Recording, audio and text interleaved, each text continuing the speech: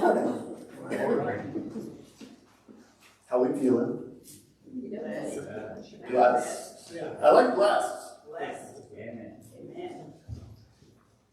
It's a good morning. Weather's nice outside. Weather's nice inside. It's a little chilly for me, but okay. We get to be with one another as God's people. As people who love one another and who share in hope. That doesn't just last us today. It doesn't just last us through the week, but through eternity. We've been going through the Old Testament slowly. This morning we're in Exodus 32. So buckle in. We're going to read the text because it is God's Word. And after we read the text, we'll make some points. Exodus chapter 32, beginning in verse 1. When the people saw that Moses delayed to come down from the mountain, the people gathered themselves to Aaron and said to him, "Up, make us gods who shall go before us. As for this Moses, the man who brought us out of the land of Egypt, we don't know what's become of him." So Aaron said to them, "Take off the rings of gold that are in your ears of your wives, your sons, your daughters, and bring them to me." So all the people took off the rings of gold that were in their ears and brought them to Aaron. He received the gold from their hand and fashioned it with a graving tool, made a golden calf, and then said, "These are your gods, O Israel, who brought you up out of the land of Egypt." When Aaron saw this, he built an altar before it. And Aaron made a proclamation and said, "Tomorrow shall be a feast to the Lord." They rose up early the next day and offered burnt offerings and brought peace offerings. And the people sat down to eat and drink and rose up to play.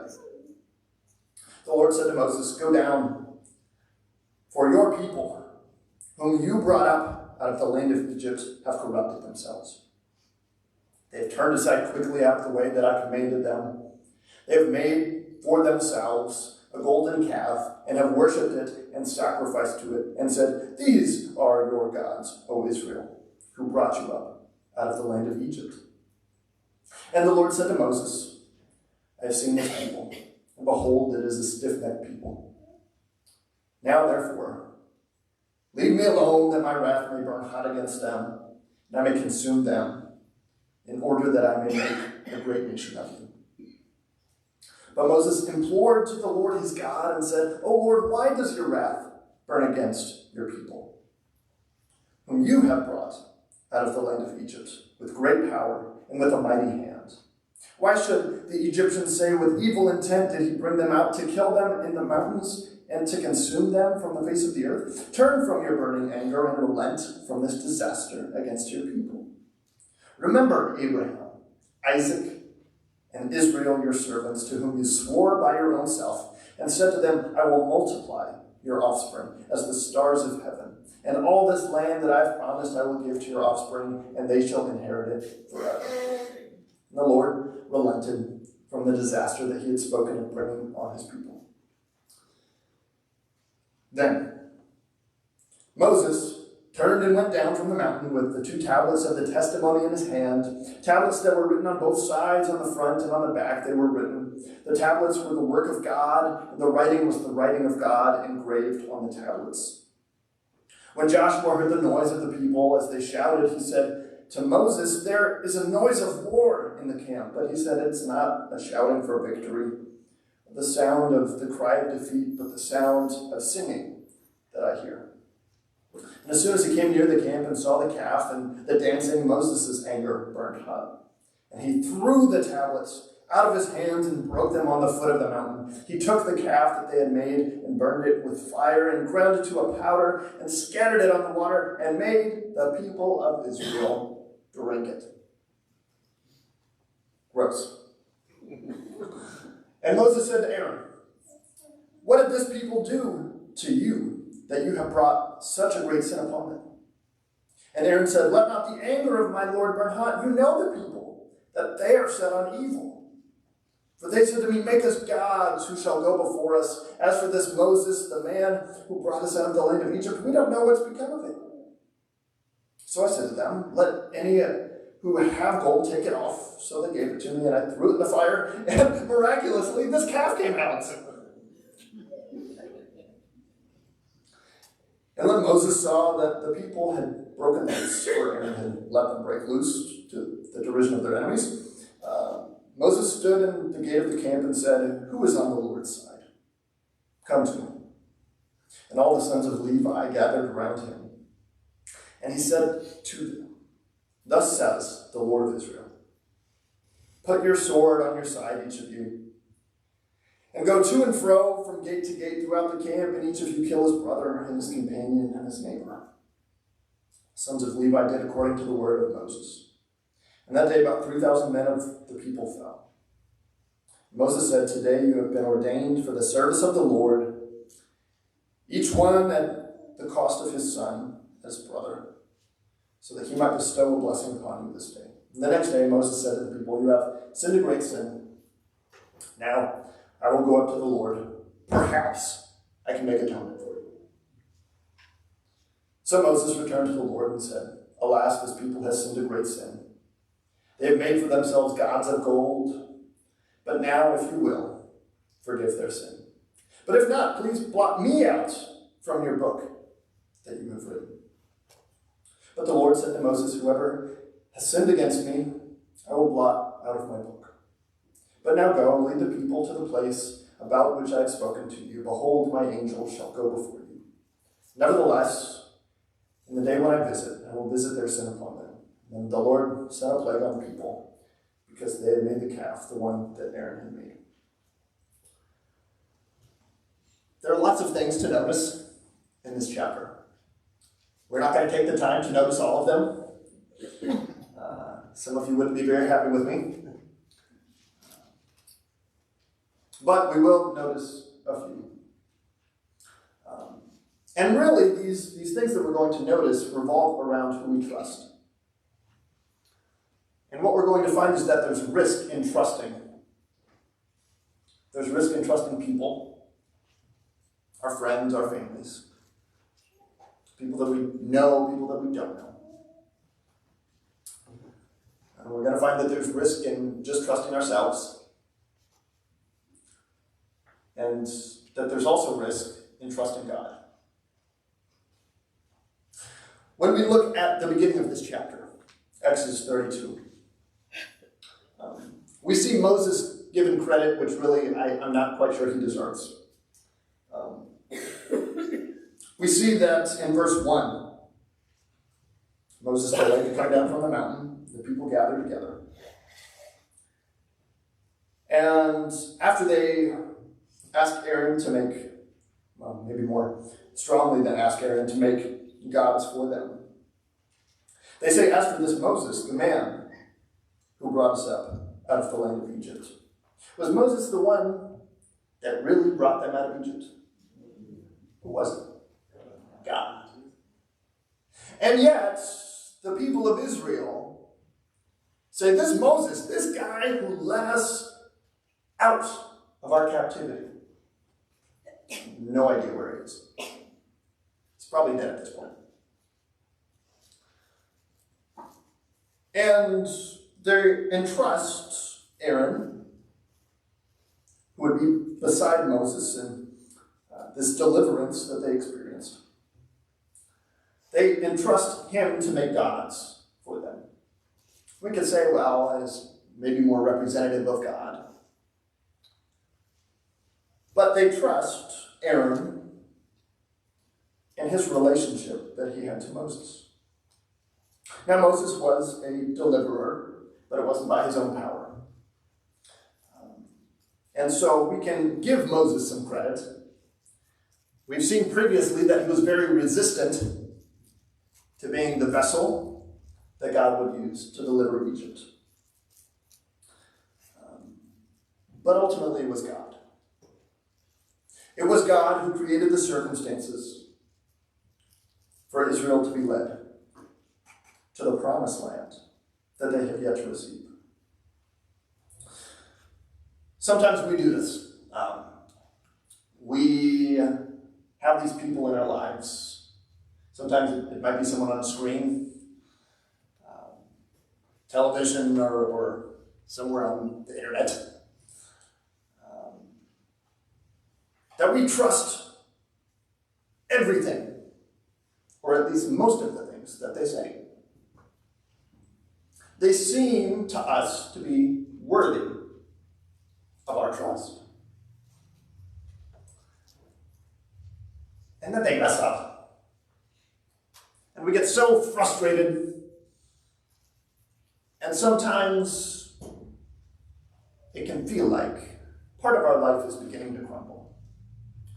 Because this individual that we put so much trust in has let us down. You can say, John, that's not just people on TV, that's not just people on the internet. Sometimes it's the people closest to us.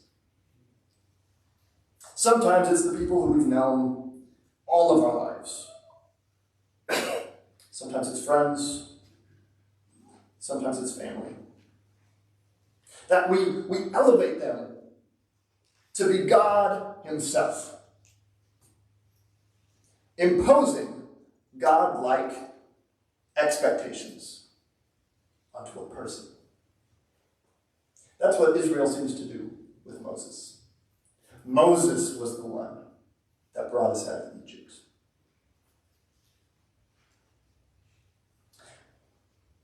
Now, I'm not going to ask you if you've ever imposed God-like expectations on someone.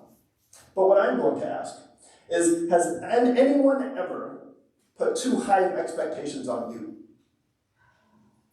Has anyone thought, not picking on Jerry, but Jerry, I just have so much respect for what you are able to do. That the expectation was higher than the person's ability.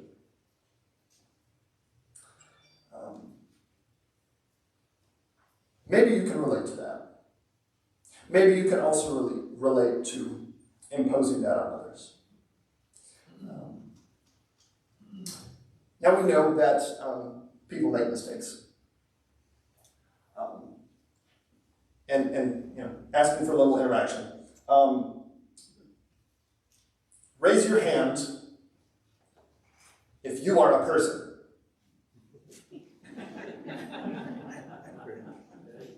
Okay, we're all people, right? Some of you didn't raise your hand.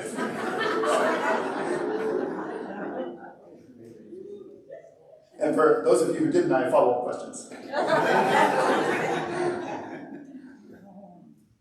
We're all people. You as an individual person, give trust to others. And sometimes if you have trusted others, and you have been hurt by others, you draw the conclusion that there is no one else that I can trust except for myself.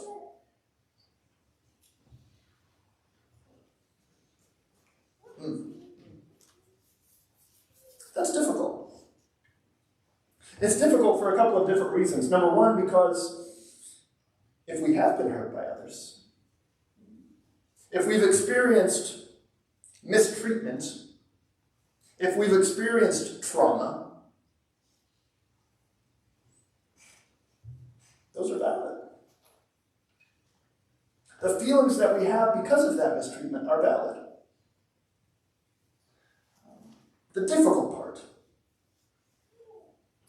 is when we don't extend grace to those other people that we're willing to extend to ourselves.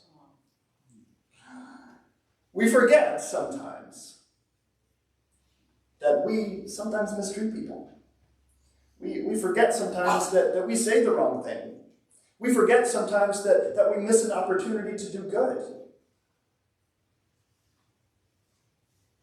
And sometimes it's the opposite, right? Where we're more critical on ourselves than we are on other people. Sometimes we're more capable of extending grace to others, but not to ourselves. You might be able to relate to either of those. It's difficult because just like sometimes we impose God-like expectations on others, we also sometimes impose those on ourselves. Neither of those is fair. Neither of those is Christ-like. Even though we know that Christ as God came down in the flesh and went through all of this for us, the life that he lived, the crucifixion that he endured,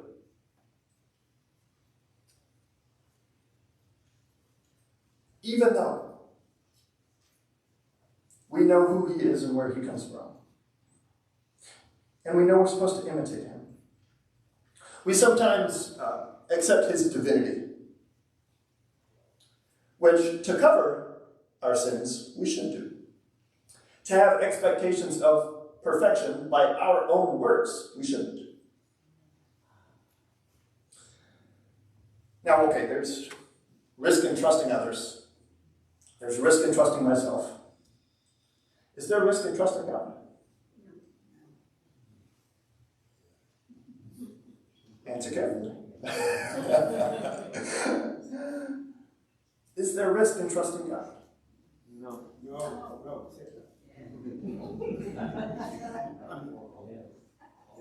This might not be the time to respond, I don't know. So Israel created a statue, trusted Moses, trusted themselves to do this. And God, we know, was experiencing some things, maybe that we see Moses even shared in, with his anger burning hot. And some people look to instances like this, say, I don't know if I'm going to trust that God. I don't know if I'm going to trust that God who gets angry because I mess up, because I do accidentally trust someone too much, because I do accidentally trust myself too much. But I think that that's kind of one-dimensional.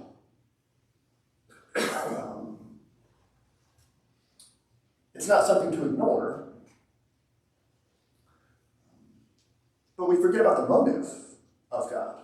We forget about the character of God. We forget that God is in his entirety good, and evil cannot exist in the presence of God. We talked about the tabernacle last week. Only certain people could approach God. And there was this process that they had to go through to approach God. And we could go a lot of different places. Anyone know what Pascal's wager is? Any of you have heard that before? The very oversimplified and basic version. The JSV, right? The John Smith version. Is that basically, if you trust that there is a God, then you're safe. It's not really going to cost you that much. If you don't trust God, you're in a lot of trouble. So better safe than sorry. Again, the actual wager is more complicated than that. But really, I think that the struggle that I have when it comes to trusting God is not God's existence, is not the characteristics that God has, because I can reconcile those. The risk that I see in trusting God is this, that he calls us to change. And when someone calls me to change, I dig at my heels. When someone says, John, you really need to do something different. Well, I'll show you. I'm going to stay the same for as long as I can. Again, that might just be me.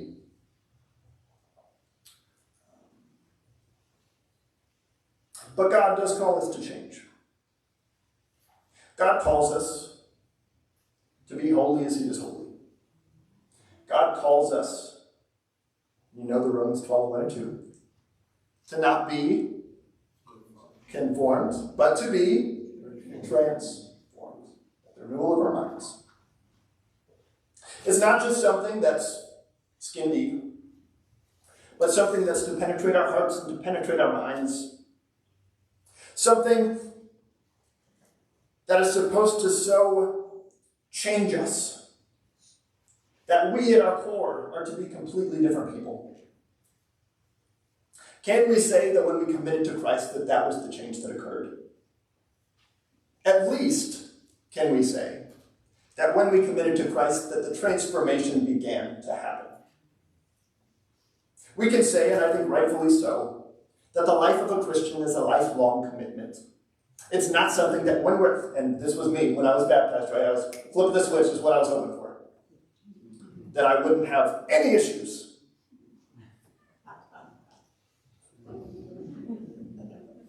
What do you think happened?